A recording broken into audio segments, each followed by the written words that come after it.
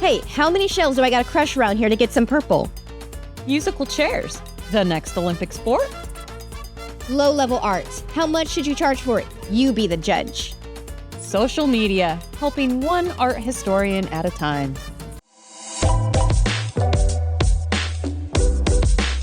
From Southern California's largest paint and sip studio, Spotlight with Purple Easel. Welcome to Purple Easel Spotlight, where we put the spotlight on artists and creatives. My name's Latoya. And I'm Meagan. And we're both art instructors here at Purple Easel, the world's largest paint and sip studio. Yeah. And today we're going to have a great episode. I can't wait for this episode. I'm pretty excited too. Yes. So, Comic-Con. Comic-Con. So that's what I've been doing with my week. I got to go to Comic-Con for the very first time ever after years and years and years of wanting to go. And my husband took me and my daughter, and it was a lot of fun. I was a little disappointed in some of the things that were not there, like a lot of my fandoms. I think I'm basically a few years too late for the stride of like what I'm into. And I found plenty of other stuff. Okay. So I want to share this picture first. This is so good. This is my kid, all right? She almost broke the whole contraption because she pulled on it and it started to tilt a little bit. And they were like, whoa. But the picture is so great. Yes. And the people right before us, because we had to wait a little bit to take the picture, they were just like, what? Right. Why would you do and then that? so she goes up there and they're all cracking up. They love it. And I'm like, man, where does she get this from? Oh, yeah. That's right. Well, yeah, maybe she's related to me. That's so cool. Gotta love the Lego booth. Yeah. And me wearing shorts in public. Can you believe it? I don't think I've ever No seen you in stockings. Oh, that's right. You always wear stockings. How'd you feel? It was just so damn hot. Okay. Even in there with AC, there's so many people. So many people. Not great for anybody who's claustrophobic, doesn't like crowds. I had to kind of ease my way through, and there's so much stuff I didn't see because I was like, nope, too many people. Yeah. This way. Okay. Yeah, so it was not a complete experience by any means. We didn't do any panels or anything like that, just walked the floor, which was plenty. Okay.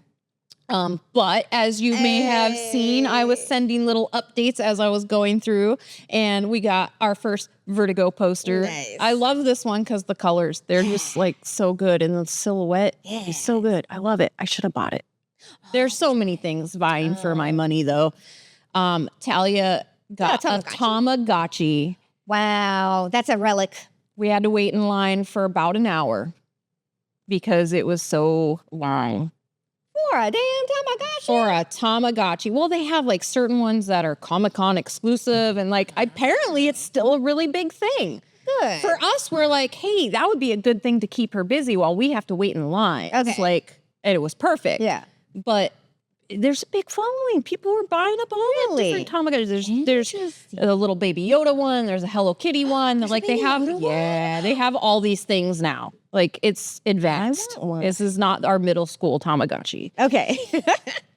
And then I saw this randomly, and I'm like, Hey. wait. And then you can see That's the guy in cool. the background. He's like, what is happening with my life? But it was cool. It's the diner. Yeah. Well, we covered that. Right. And then some shag artwork. He had a really nice big booth. But these little guys, 5x7s on a 8x10, $400.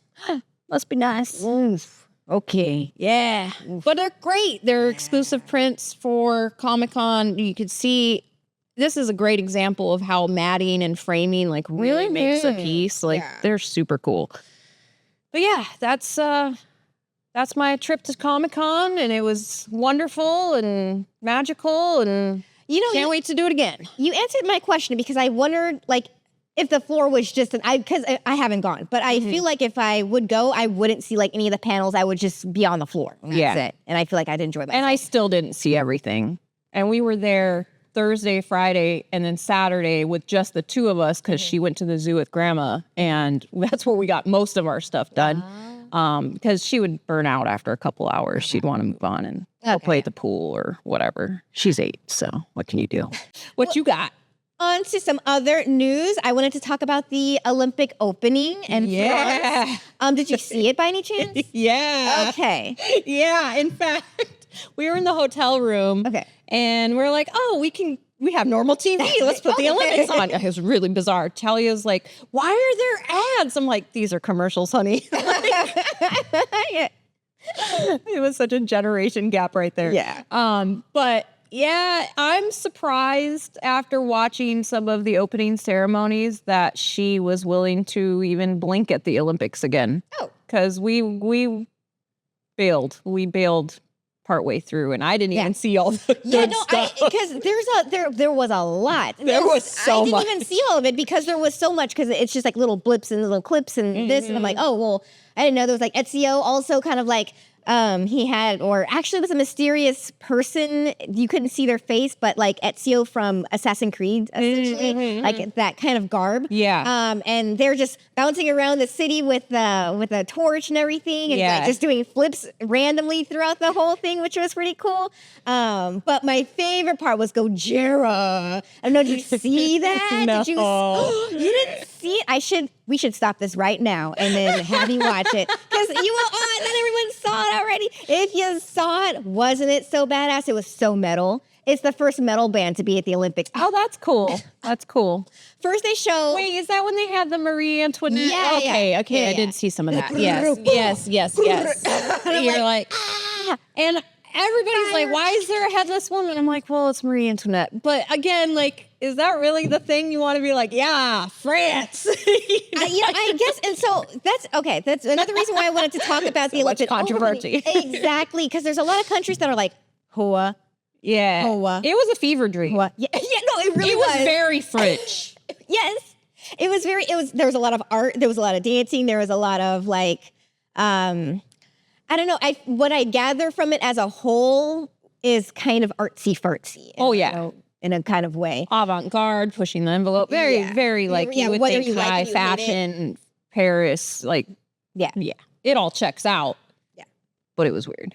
Yeah, no, For the average viewer. Yeah. There was people in France that were also like, right. What am I paying my taxes? Yeah. 3% tax for this? Yay. So anywho, that's what I wanted to talk about, was just the opening. It's hot topics. There's so much more we could delve into, but it's a can of worms. Oh yeah, we must guns, keep the all episode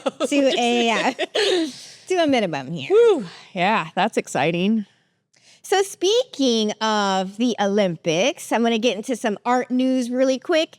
Did you notice at all that there was no actual purple flags? There was purple flags as in like they just made them to say like Pakistan, America, like Canada. Yeah. There was actual purple flags. But national purple flags, have you noticed that there's no national They're purple generally primary colors. There's a lot of red, white, and blue flags out there, first of all.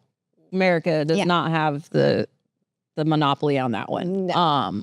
But did you see the Canadian gymnast leotards? They were so cool. Oh, I don't think so. They're like Canadian ones. Maple leaves along the side, and it almost looks like kind of watercolor. It's really pretty. I was like, dang, those are the best ones I've seen. Oh, cool. Yeah, it was cool. I love seeing like how they design things for each country and how they represent it, even if it's not within the color scheme. No, same. I'm very much the same way. But just to let everyone here know that back in the days when people were making their national flags, it was extremely expensive to make purple dye, as you know, because you also sent me a thing, and I was like, no, I'm going to do it for my news episode. I'm like, yeah, still do it. So Tyrian purple comes from fermented snail mucus. So here's the thing, it stanked. It stanked. Yeah. Back in the days, back in those Roman Greek days when they happened to wear purple, and they already had BO issues because nobody bathed regularly. Yeah. Yes.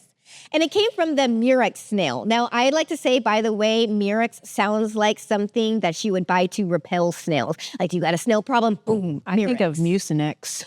Oh, maybe that's why. I see these big chunky words.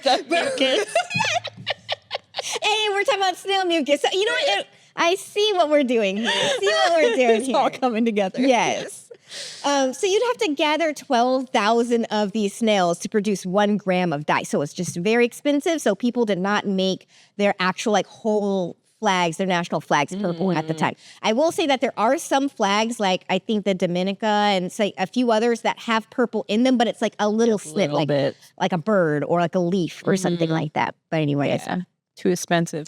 That reminds me of a conversation we were having in the back room before I left when Lily discovered that they use bugs for red. I thought it was common knowledge. I don't know if y'all know, like they use crush. We had to crush something to get colors. Like we just didn't come up with the colors out of thin air, you know. Well, it's like, I'm eating bugs. I'm eating bugs. Ah! Yes, the red 12 or red 25 or whatever. Great. Crushed bugs. Crushed bugs. Yeah. Speaking of Olympic news and art, did you see this awesome sculpture? You probably didn't, because all attention was on opening ceremonies. So this is The Salon by Allison Sarr, and she's an LA artist. And I think this is really cool because not last year, at the Tokyo Olympics, they had a French artist do an installation, which is now permanently there. And now they're kind of like bridging the gap between Olympic events. So it's the LA artist doing one in France. Right? I know. And this is really kind of a nice, welcoming, and it's in reference to Gertrude Stein's famed salons in Paris, which we've talked about with multiple different artists, where she would invite artists, writers, intellectuals, musicians to share their work. And the artist says, I wanted to kind of create a place for people outside of these other white male figures to feel like they were being represented. And I think that's so cool because it's very inclusive. And all these little stools and chairs are taken from traditional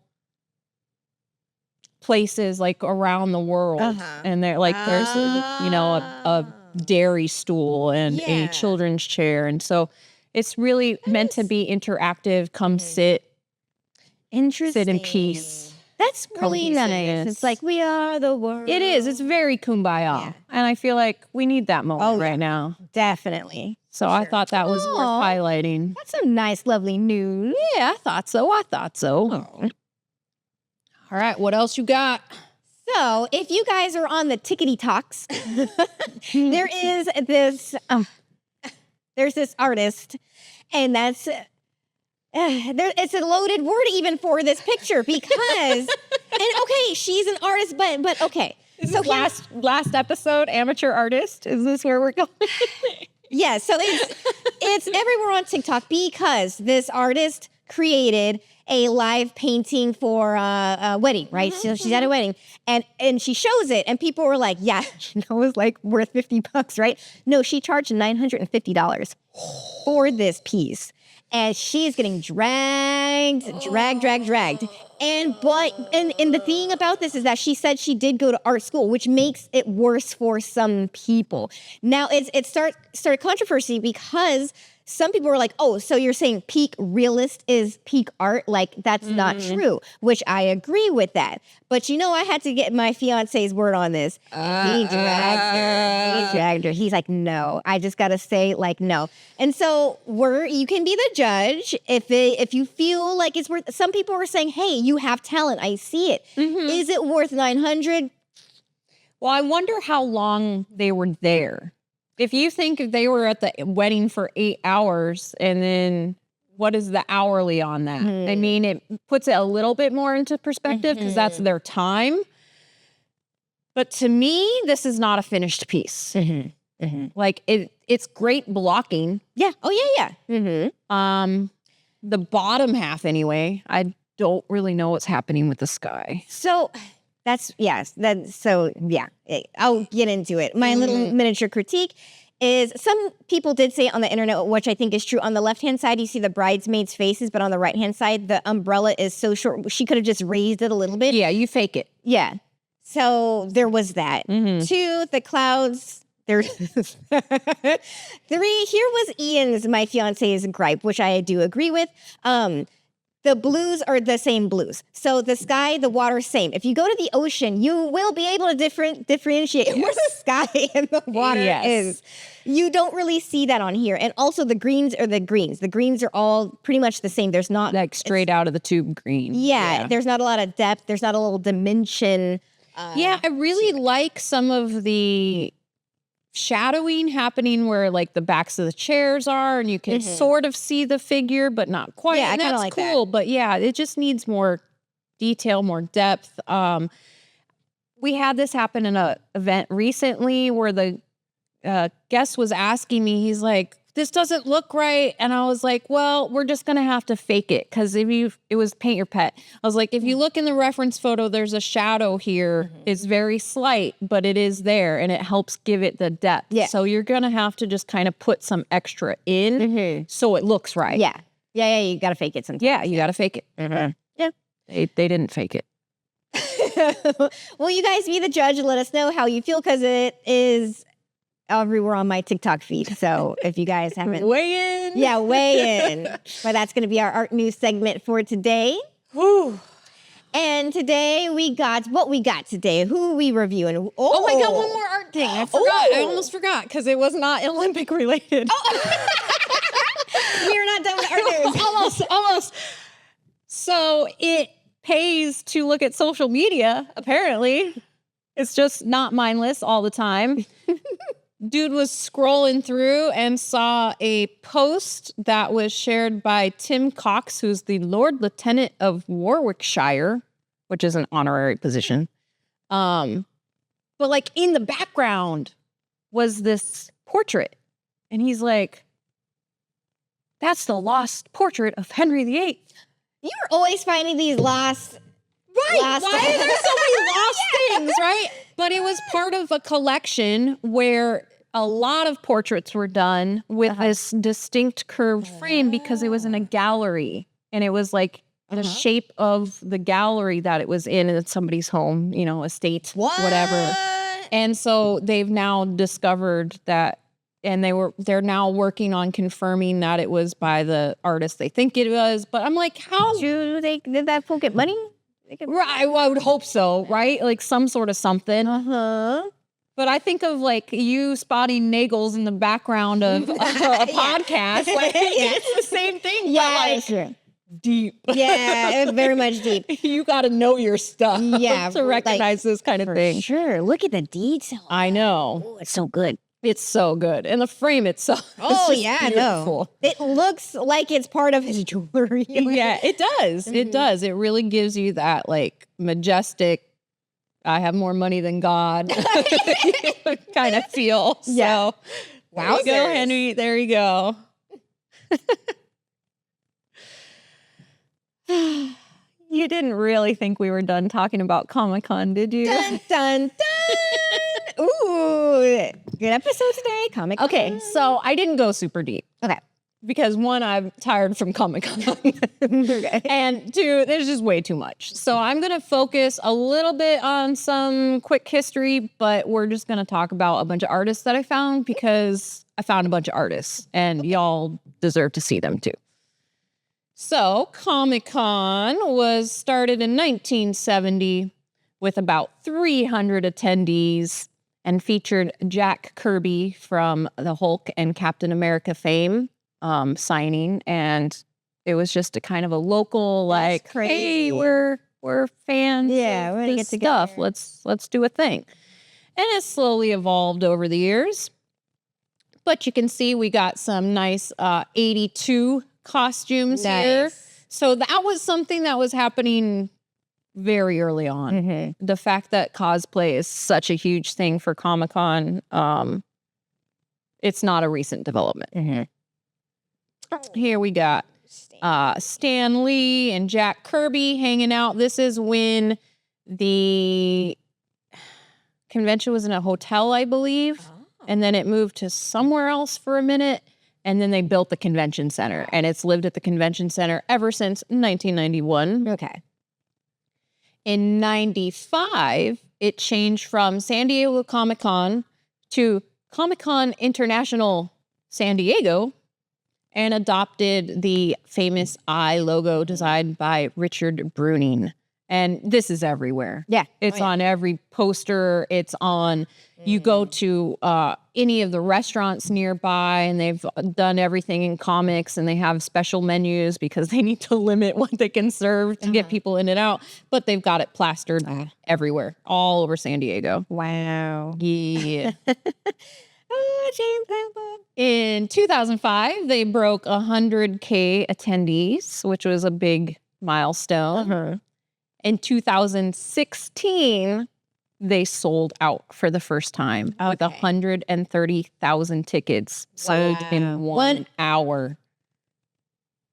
So when I say I was excited to get into Comic-Con, this is why. It is hard to get in. It's really hard. And you have to basically have been there before to be able to go back. Like, there's this lottery system and all this stuff. Okay, I was going to ask, like, is it like one of those things like Coachella where you have to get your tickets for next year or whatever? Basically. And it used to be, they were telling me, because I have a friend who's been 25 years now, and he was talking about some of the differences over the years. And then my husband has been like the last 7 years, and he's noted some differences. But it used to be you would just go there and you'd buy your tickets for the following year, and like, no big deal. Not like that anymore. It's too popular. Wow. But as it's become more popular, we see a lot of really cool celebrity panels and sightings and news dropping. We've got a nice pic of Jay and Silent Bob. We've got a panel with some of our heroes from the Marvel universe. And Is there anyone that you think is super cute, by the way? super cute? Like at the Marvel universe? I mean, all of them are very nice looking. Anyone in particular? I just thought about it because mine is like there. Loki. Yeah. Yeah. I mean, they're all very nice looking gentlemen. But it brings in tons and tons of money over the 4 days. They make about $42 million a day. A day? The city of San Diego. You're thinking every hotel is booked up. Like, we were in line to check into our hotel, and our hotel was up, not even like close to the convention center. And somebody was on the phone. They're like, no, we have a couple rooms available, but it's like $500. We only have it for one night. And like, you don't try to get a hotel the day of. Yeah. You can't. Just sleep in your car. Sleep in your car. Yeah. Yeah. And then we have things like this year's news, the big news. Robert Downey Jr. coming back to the Marvel U. Dr. Doom. Dr. Doom. So I was in line for gelato with my husband's friends when this news popped up. Oh, really? And he was in the bathroom. And the three of us are like, is this a good thing? Is this bad? This is kind of weird. Why would it be him? And the moment my husband comes back, he's like, oh yeah, that makes perfect sense. If you read the comics, because who reads the comics? I read the comics. Apparently it has to do with Secret Wars, which is Oh, what okay, I they're get- gearing okay. up for. Oh, okay. So it does make sense.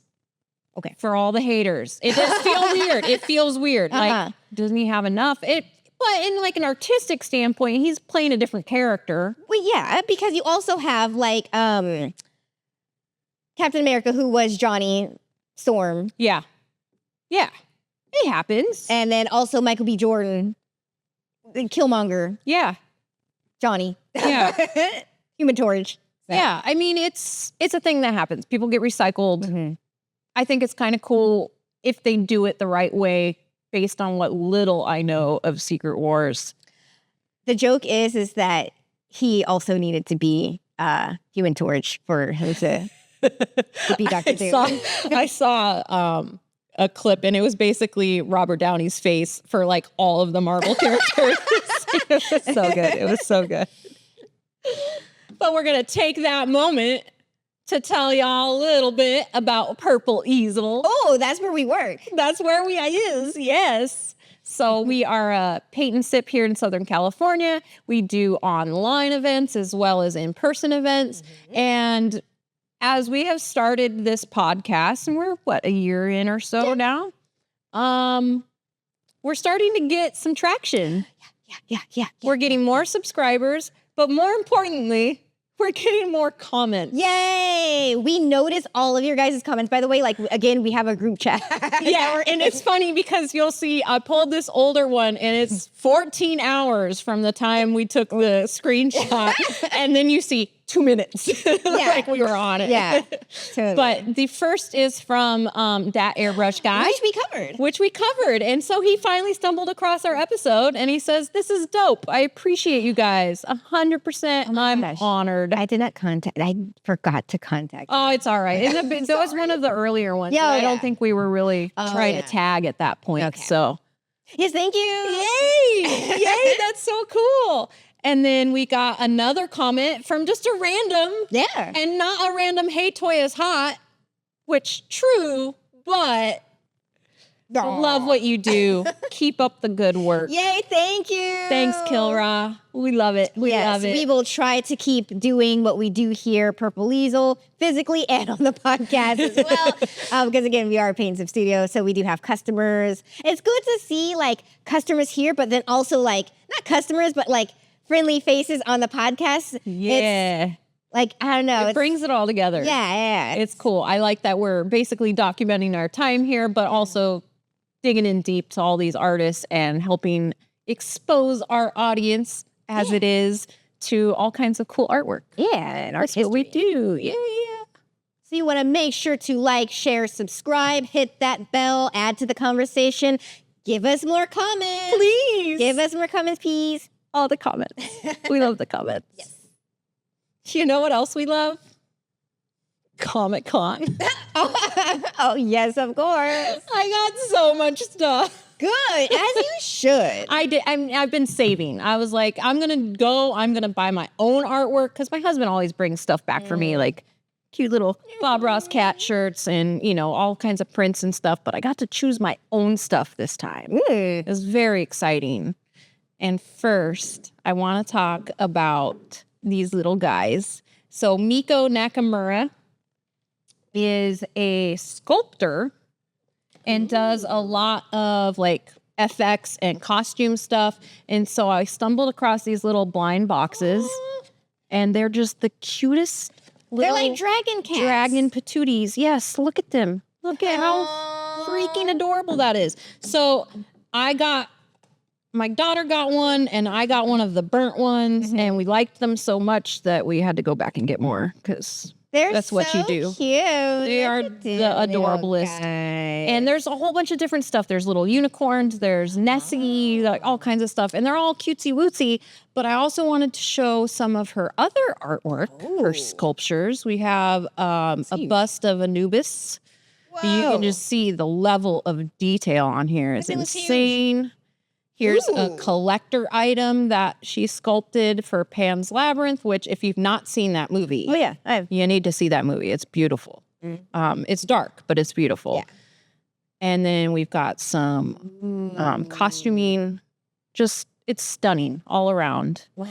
And that just goes to show you can produce this and that. Yeah. And that's okay. Yeah. There's range is allowed. We like range. Yeah. I think that's really cool that she has so much range, actually. Yeah. It's like super duper cute, but then like also some dark stuff, and so like more serious stuff. Like this is like pretty serious. Yeah, there's a whole line of there's got Horus and all kinds of other stuff too. So yeah, it's super cool to see the breadth of work and just how it translates into different things. Here's a collector item. Here's somebody's face. Here's cute little dragons. So I loved her stuff. We were very excited. Oh, thanks for enlightening us. Yes. But there's so much more. But wait, there's more. There's more. So I got us these. You can pick which one you want. Oh, I get to pick one? Yes. Oh, let me see. Ooh. Because I'm like, Art Nouveau and cats. How do you lose? It's perfect. If we were live, I'd be like, which one? Tell me which one, people. Tell me which one. I actually think I'm gonna go with the white one. As much as I like this calls to me, but this is also calling. I am both dark and light. I figured, we cover our bases between the two of them, right? So I went and found some more work by Chernik, who did these. And here's just a wonderful black and white like line drawing. Is this, can you color this? I feel like you probably could. This looks like it could be a coloring book, but it could just be the version prior. Yeah. Oh, But, yeah. That's true. Echo, if you're watching, we need a coloring book next. Yeah, That would be fantastical. So color this. Right. It's beautiful. Just the depth of the lines, the weight of them, the different textures that are achieved. It's beautiful. Love it. Stunning. Love the Art Nouveau. Yeah. And then we've got some makeup palettes. Oh, nice. Isn't that cool? I like, okay, what's interesting about makeup, like I like makeup and I'm into makeup, but I'm not like deep into makeup. I'm like on the surface. Yeah. But the packaging will like entice people just to buy makeup. Like it's not necessarily the color, It's like just the books. packaging. Yeah. Mm-hmm. Yeah. Speaking of books, here's a book design. Ooh, I love Muka inspired artwork. Yeah. Isn't it Beautiful. so pretty? And it's still modern. Yeah. It has that throwback without being like just a total copy. Yeah. I love it. I love it so much. But that's not it. Wait, there's more. So much more. All right. So this is the first ever thing I bought myself. What? Oh, dragon. And it was so hard to choose. That's so beautiful. Isn't it gorgeous? The detail. And I is went back amazing. and because she was not there at the time, but went back. And she I got your signed it. signature. Hey. Oh, I'm this such is a geek. So here's some more of her work. This is Heather Edwards, and she is Goodness. part of The Dog and Dragon, which I think it's her husband, but I'm not entirely sure. But oh my gosh, It's giving like Renaissance goddess, but also kind of like goddess of death and life. I don't know. It's giving like, and then you got the dragons and the dragon, and then the halo. yeah, it's like all the things put it's like a- together. It's so cool. And their booth was so nice because it was basically a little gallery and it was all black walls, and you kind of did this little maze thing to go through, and it's just artwork everywhere. And they've got the original pieces and then a ton of prints and stuff, but it's stunning seeing some of this work up close. Was insane. Love this dragon. It totally makes me think of Ranger dog. Oh, yeah, kind of yeah. style. Oh, yeah, Because you're it's right. you can kind of see like it could be screen printed. Especially the clouds. And then she does all this Disney art. This is Anna and Elsa. This is so cute because I actually like, not to be a, Frozen hater. Yeah. I watched half of it and me and my mom were like, we can't do this anymore. And then we stopped it. So I've never been a big fan of Frozen, but this picture makes me like Frozen. And I'm like, this is it's more personal. It's so more they're like just kids. authentic. They're so yeah. cute. It just happens to also be characters, and you can see a little bit of Olaf. so But there's one of Lilo and Stitch. There's How to Train Your Dragon. They had a Oh, big one. Oh, it's so cool. So cool. And it's a big, wide breadth of content. So all your nerdness. Nerdum. I can't talk. Yeah.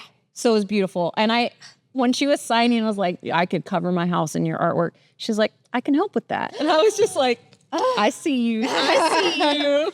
I love that so lovely. much.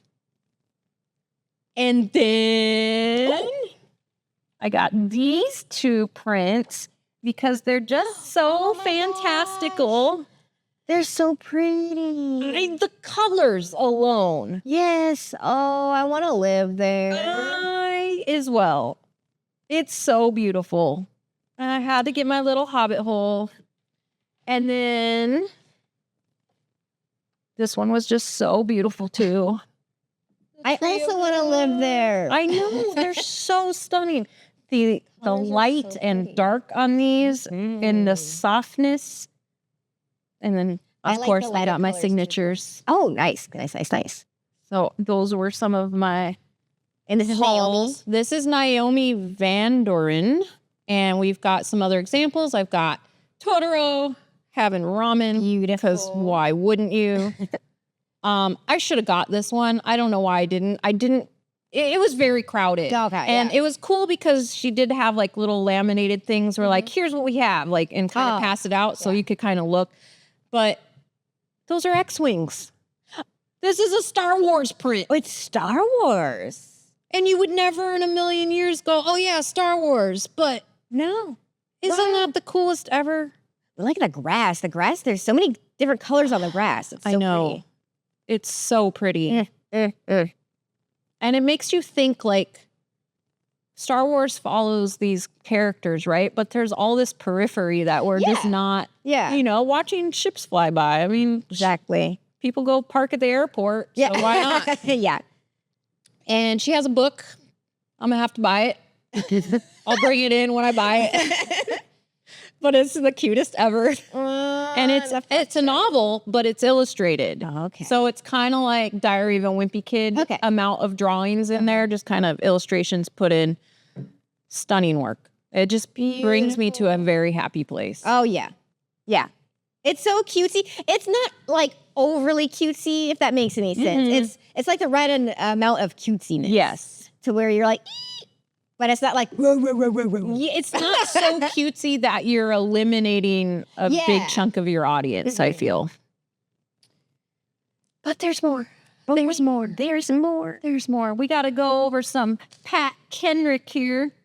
So this is probably one of the best booths there in terms of shoppability. It was pretty large space and it was just bins. And it was people flipping through prints. oh, okay. For like, me and my husband split up. And then where I was like, okay, we got to stop. We got to come together and see what the duplicates are. We both had stacks like this and we had to narrow it down. But of course, we have The Fellowship. Oh, well, let me see that. The Two Towers. Nice. And Return of the King. It all goes together. It's one giant sword. Look at that. You're going to hang these up? You should hang them up. Hang them up. Yeah. Yeah. 100%. Aren't those They look cool? so cool. That's so dope. Right? And it was funny because I found this one. I was like, oh, that's cool. And then I just kind of kept going. And then when I realized, I was like, oh, wait a minute. You got to get a whole collection. Got to get them all. Yeah. Got to get them all. Speaking of catching them all, here's a really cute Pokemon one. I almost, the pile was huge and we really had to narrow it down. So I tried to include some examples that were like, almost. But I love this with the Pokeball and Ash and Pikachu. They're super cute. And then there were several like this in the, like there's a negative and a positive and they're kind of put together. So we have like the dual stances of Wolverine here. And Wolverine was everywhere with the Deadpool and Wolverine movie. There was a whole herd of Deadpools on unicorns walking around at one point. The cosplay is insane there. Okay. It's insane. And then we got the Narnia, the lamppost. Isn't that adorable? But it was like every geeky thing you could ever hope for. I was going to say, this is one of the things, like, if you know, you know. Like, this art, it's like, if you know, you know. Yes, and if you're a fan, you get it immediately. Yeah. Yes, absolutely. And there was Star Wars, there was Lord of the Rings, there was comics, there was everything, which was super cool. But wait, we're not done yet. So these are prints I got for our dear Eden, who loves the bugs. Oh, nice. Aren't they cool? They're so cool. So this is Rachel Ignotofsky. I'm so sorry if I butchered your last name. But it's all very sciencey and like these illustrations. It's like infographics. It is like infographics. And then I got this one for free, which got signed. Oh, cute. But isn't it cool? I just love this like scienciness and like learniness of this. I like stuff like this because you can keep looking at it. Like, I don't know if that makes any sense. It's like a magazine or something. You kind of keep flipping through it. Yeah. In fact, I took this little postcard because she's got a bunch of books. Check it out. I need all the books, especially the women in art. Ooh. I know. Nice. But I'm like, yep, I need all of them. But we've got some more examples. What's inside a bird's nest? Sorry. So cute. It's so cute. It's all good. He has Simone Biles. Oh, that's cute. Olympics. Yeah. Isn't that cool? I love all the little like factoids. Yeah. And little sparklies. Yeah.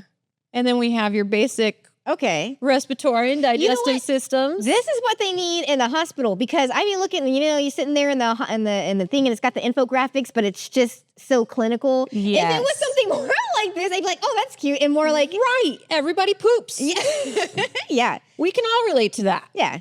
It's bite-sized. I love it. The Ninja Turtle. No Comic-Con discussion is complete without some Ninja Turtles. Look at all the little pizza in his stomach and the ice cream. That's super cute. Nostril. No comment, dude. Love it. I love it so much. It's so cool. Oh, it's a picture. And then just some honorable mentions. My hubby got a bunch of work as well. We got Spidey and Nice. Venom. Very nice. We've got more Ninja Turtles. Nice. And we've got Miles and Spider-Man here. Love which this artist in particular, I'm going to see if we can maybe get on at some point. He is a student at UC working for Universal, but has been doing Comic-Con with a booth since he was like 8 years old. Whoa. Yeah. Huh. And Like my a sit husband's been following him and buys from him all the time. We have tons of prints. And like, he's made all these relationships with artists where they just give him stuff now. I was just like, what is happening? How do I do that? Yeah, right? But I couldn't even talk to anybody. It was so crowded. So I figured this is kind of like our spotlight special without having to take camera gear and deal with crowds. Yeah. And so these are just some highlights. And then my like it. last little one, I want to give a shout out to Sam De La Rosa for signing the Venom Funko Oh, it's Pop. signed? It's signed. Oh, so we cute. waited in line. This is when Talia was paying me with their Tamagotchi. And it was for some distributor, but they had different toys. I ended up getting like a Littlest Pet Shop dragon one. I know. I haven't even opened it yet. But right across was Sam De La Rosa, and we were talking to my buddy Fernando, who does comic books. Like, he sells comic books. He knows things. He's like, you should go get that signed. And Lee's like, what? And so here's a picture of Lee with Sam De La Rosa, and he's like the happiest husband in the history of the universe because he got his little signed Venom. Nice. My husband has probably at least 200 Funko Pops, all Spidey and Venom, that's it. and Yeah. it's pretty insane. I'm assuming he's got other signed ones. No, I don't. He's got a lot of special edition ones. He's got a Ken Griffey Jr., which is apparently worth quite a bit now, but like mostly all just these specialized Spidey ones. Some of them came with T-shirts. Some were like Target exclusives or whatever. Yeah. He's always on it. He gets them when they come out, basically. But yeah, this just happened Does to he be. like showcase them in a glass? Or is it just too We're many? working on. There's so many. We got these little like cardboard stand things that we put up on the wall that will hold them. Yeah. And then we also have some shelves from IKEA, and they're kind of overloaded at this point. I'll have to take some pictures. It's a nice collection. It's insane, but it's overflowing. And he had all of the, because he was working at Lego at the time, and the cast of the Avengers was in the store signing, and he got all of the pops for like zombie Thor, zombie Hawkeye, like some really random ones, but he's got them all. Like, so we finally had to take those off the shelf to make room for more Spidey. They're in a box. Okay. This is collector life. This is what happens. I don't think there's anything wrong with that. I love to see stuff like that. I love to see, and I like to see my fiance's, which I put all his stuff up as well. Because it's cool. I don't know. It's just cool. You have your That's thing. your- and that's your just- thing. That's how it It's is. like when you see a whole room of like Hello Kitty, like keyboard and mouse and like gamers or setup, or it's like Sailor Moon or like again Ninja Turtles or something like that. And I don't know, like how many times can you have Michelangelo? But this is the one where he's got the arm action. This is the one where he does this, like I don't know. I think it's just really cool. Yeah, my friend Jeff, who lives in Kansas City, he moonlights as a part-time toy seller, but it's at one of those kind of toy shops where they've just got all the different figures. He's like, check out this Godzilla I got today. And I'm like, dang, dude. And he's got these awesome displays and he's always rearranging things. Nice. It's so fun. Good. It's so fun. Good for him. I love it. I support it. And it was in my vows, so I kind of have to. He lets me buy books. I let him buy Funko Pops. That's fine. Yeah. Well, nice little trade-off. Yeah. So that brings me to our discussion question with your fandoms. Question. What's the longest you've ever waited in line for something? Because there are a lot of lines at Comic-Con. And I was like, no, to pretty much all of them. And I'm trying to think of who I would wait in line for. And the closest, Matt's going to be really mad at me. Samwise was there. Okay. Sean Astin was signing, but it was like $150 to get something signed for him. And the line was gigantic. And people like start at 5 a.m. I'm just like, Samwise. And I just kept on walking. But I breathe the same air as him. That's true. He's my favorite Hobbit. That's true. So that's just like the closest, but I still wouldn't wait in line. Samwise is a good Hobbit. He's a very good Hobbit. Yes. Everybody needs a Samwise. This is true. Okay. So my answer is, and I can't remember which Nintendo system it was, Oh, okay. but me and my brother camped out 24 hours. No. I think it was 12 hours for... It wasn't N64 because we already had that. What was it? GameCube then? Or Was it different? GameCube? Gosh, I don't know why I can't remember. Because obviously I was there. PlayStation probably came out with Maybe it was something around that time. PlayStation. It was for some console. Okay. Was the longest that I waited. And in fact, my brother waited longer because at some point I left to go get his food and stuff like that. And I was just kind of, I'm going to go run an errand or just drive around. Yeah, or right. something, Just not and then be in come line back. for a minute. Yeah. So he did the real camping, to be honest. Yeah. But I was there for some time too. So yeah, it was for Game Console. That's fair though. That's fair. Those things are pretty exciting when they come out.